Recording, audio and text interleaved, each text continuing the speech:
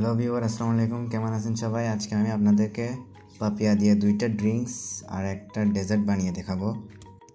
তো ভিউয়ার্স, যারা আমার চ্যানেলে নতুন, প্লিজ আমাকে সাবস্ক্রাইব দেবেন, কমেন্ট দেবেন এবং আমার ভিডিওগুলো দেখবেন, আমাকে সাপোর্ট দেবেন। আপনাদের সাপোর্ট আমাকে অনেক দূরে এগিয়ে যেতে সাহায্য করবে।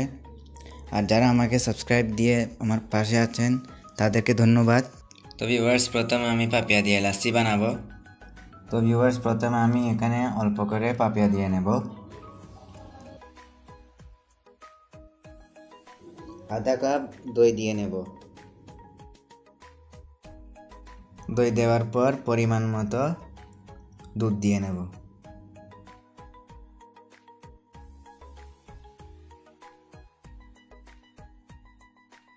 এবার টেস্ট অনুযায়ী চিনি দিয়ে নেব। তো ভিউয়ার্স, চিনি পরিমাণ মতো দেওয়ার পর এখন আমি লাচ্ছিটা বানিয়ে নেব।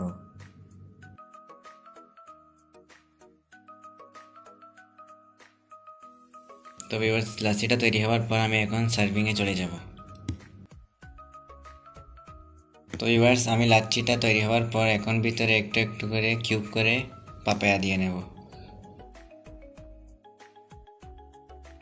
তো ভিউয়ার্স, তৈরি হয়ে গেল আমাদের পাপায়া লাচ্ছি। এখন বানিয়ে নেব আমরা ফ্রেশ পাপায়া জুস। তো ভিউয়ার্স, আমি এখানে এখন কিউব করা পাপিয়াকে জগের মধ্যে দিয়ে নেব। তো ভিউয়ার্স, টেস্ট অনুযায়ী চিনি দিয়ে নেব। 1 কাপ পানি দিয়ে নেব। পানি দেওয়ার পর আমি জুসটা বানিয়ে নেব।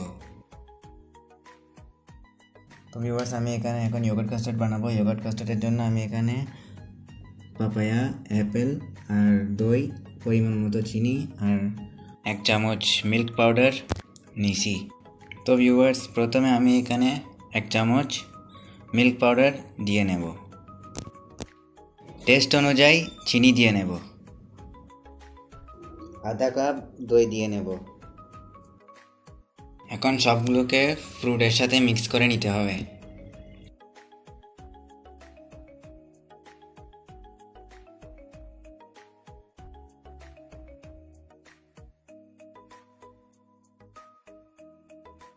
তো ভিউয়ার্স, আমি এখন পরিবেশন করব।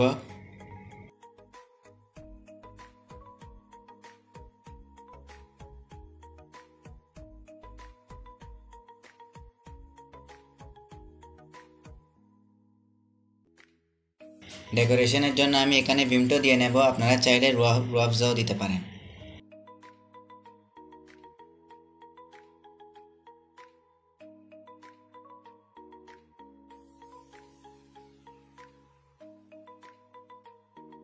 তো ভিউয়ার্স, তৈরি হয়ে গেল আমাদের 2 রকমের জুস আর একটা ডেজার্ট। কেমন লাগলো জানাবেন আর ট্রাই করবেন। এটা আমার পাশে থাকবেন, আমাকে সাবস্ক্রাইব দিয়ে আমাকে সামনে এগিয়ে যেতে সাহায্য করবেন। ধন্যবাদ। আল্লাহ হাফেজ। আবার দেখা হয়ে যাবে অন্য কোনো ভিডিওতে।